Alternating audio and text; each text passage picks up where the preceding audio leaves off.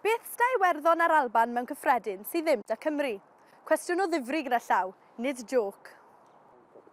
Wel, mae da'r ddwy wlad gwyliau cyhoeddus i ddathlu eu nawdd seintiau nhw, San Patrick a San Andrew. Felly, pam sdim gwyl cyhoeddus gyda ni yng Nghymru i ddathlu Dewi Sant? 9 mlynedd nôl, nath Llywodraeth San Steffan gwrthod ddeiseb gan Gymru yn galw ar Fawrth y cyntaf i fod yn ŵyl cyhoeddus.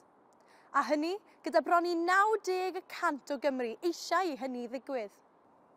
Dydd Mawrth, gorymdeithiodd cannoedd o Gymru lawr Strydoedd Caerdydd yn chwifio byneri'r ddraig, sy'n profi 9 mlynedd yn ddiweddarach ein bod yn dal i fod mor genedlaetholgar ag erioed, yn dod ynghyd i ganu'n hanthemau ac i ddathlu popeth Cymraeg a Chymreig. Do'n i fodd bynnag ddim yna. Pam?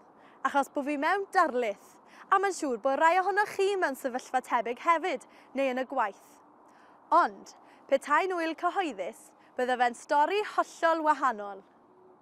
Dadleia rhai y gallwn ddathlu'n gwlatgarwch ar ddiwrnodau megis gemau rygbi rhyngwladol, ond yn fy marn i, nid yw hynny'n cynnig digon o annibyniaeth i Gymru i ddathlu yn yr un modd â Iwerddon a'r Alban.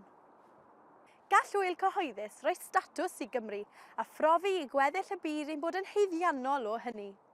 Gyda llygaid y byd arnom, dyma gyfle gwych i ni arddangos hanes ein diwylliant a'n llaeth.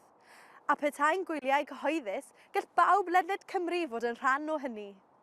Ond na ni.